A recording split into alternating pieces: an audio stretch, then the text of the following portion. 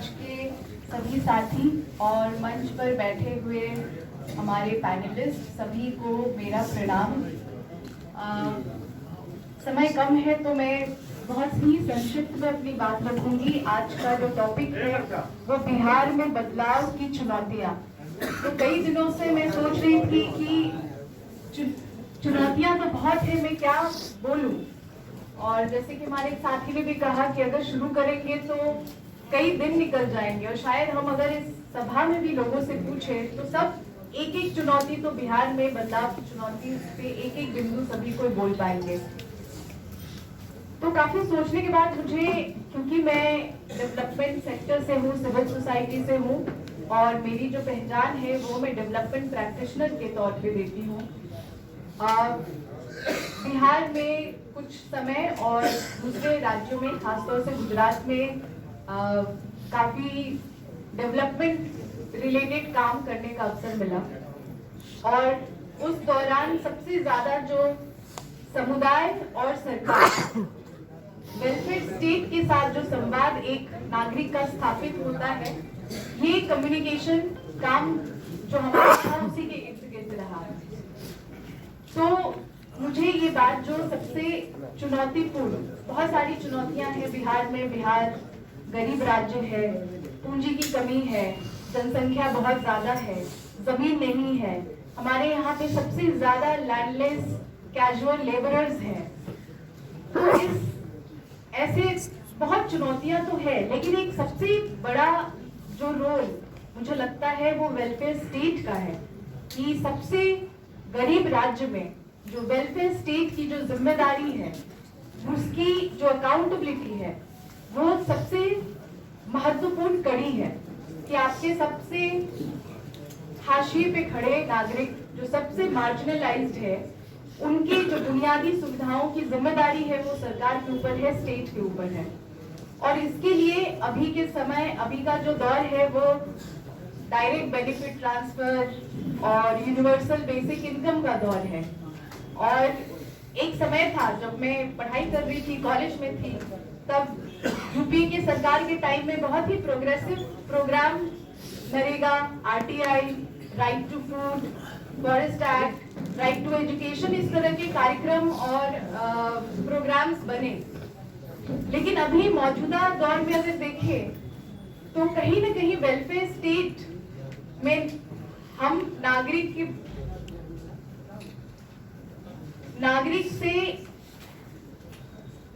जो है वो लाभार्थी बन के रह गए हैं। तो हमारी नागरिक से लाभार्थी बनने की जो प्रक्रिया है, ये एक बड़ा ही चिंता का विषय है। तो जैसे हम यूनिवर्सल बेसिक इनकम, ये जो अभी डीबीटी जो हम कह रहे हैं कि हर महिलाओं को, और खासतौर से अभी तो पॉलिटिकल पार्टियां महिलाओं को बहुत पैसा दे रही है, अलग अलग राज्यों में जा रहा है, 2000 रुपए, 2500 रुपए। अभी दिल्ली में तीनों पार्टी, बीजेपी, कांग्रेस, आम आदमी पार्टी, तीनों ने महिलाओं को डायरेक्ट बेनिफिट ट्रांसफर के लिए अलग अलग राशि बताया। कोई 2100, कोई 2500, कोई 3000 रुपए देना चाह रहे थे।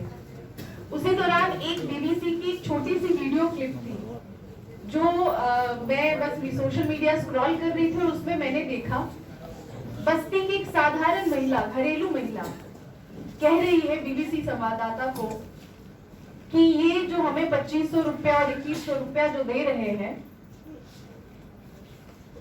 ये ठीक है, दे रहे हैं, बहुत बढ़िया है, लेकिन क्या हमारा नाली और सड़क सुधार देंगे? अस्पताल में दवाई नहीं मिल रही है, वो आ जाएगा क्या? तो ये हमारा वोट खरीद रहे हैं या हमें बरगला रहे हैं? ये इतना, हम इतने बेवकूफ, हमें समझ में नहीं आ रहा है कि ये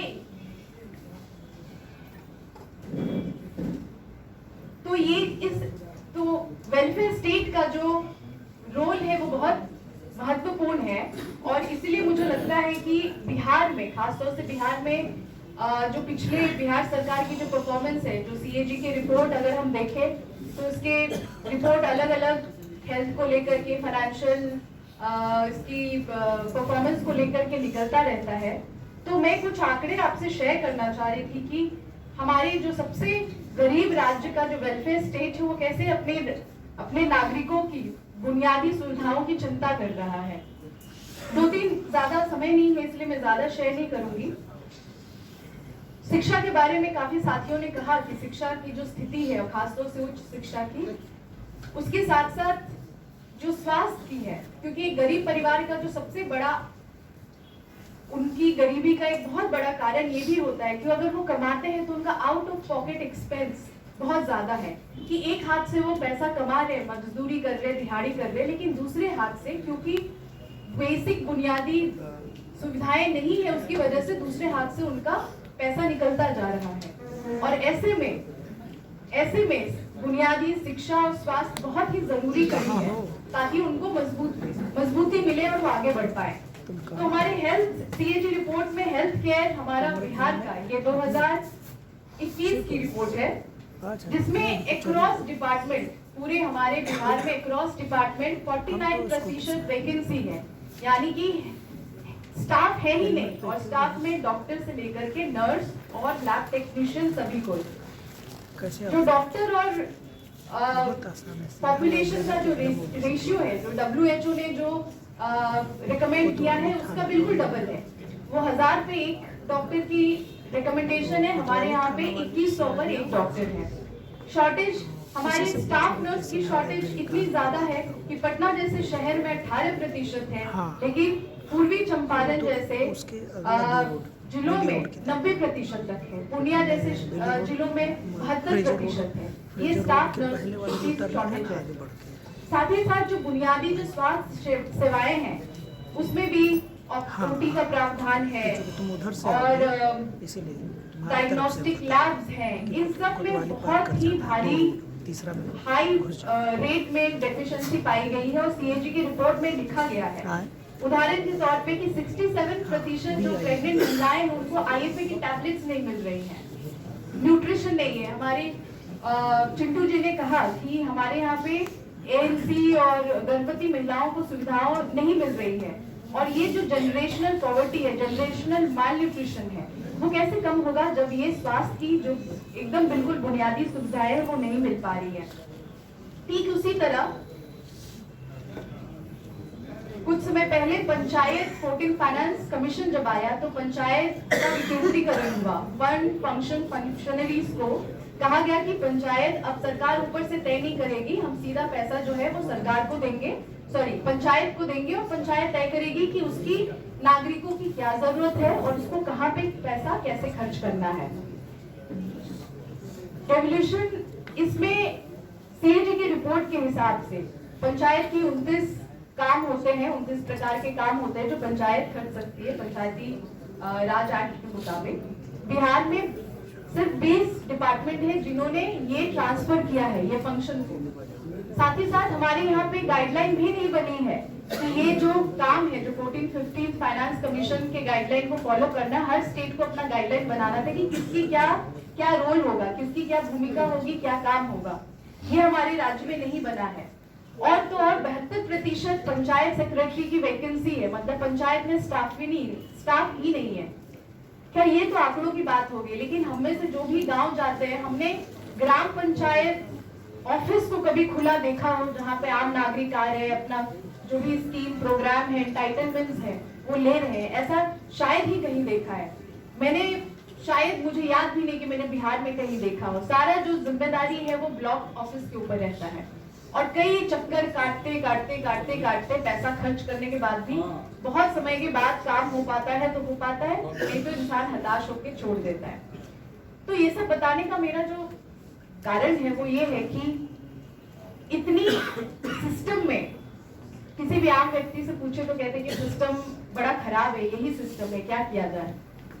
तो मेरे मन में सवाल आता है कि सिस्टम किसका है या कौन है ये सिस्टम के पीछे। हम अक्सर जब हम ऐसे मंच पे बैठते हैं तो हम जनप्रतिनिधियों की अकाउंटेबिलिटी तय करते हैं, लेकिन मुझे लगता है कि ऐसे समय में जो हमारी सबसे बड़ी एग्जीक्यूटिव फंक्शनरी बॉडी है, जो ब्यूरोक्रेसी है, उसकी जवाबदेही तय होना भी बहुत जरूरी है, क्योंकि सरकारें, पार्टियां आएंगी जाएंगी, सरकारें बदलेंगी, लेकिन ये जो ब्यूरोक्रेटिक सिस्टम है वो अपनी जगह पे होगा।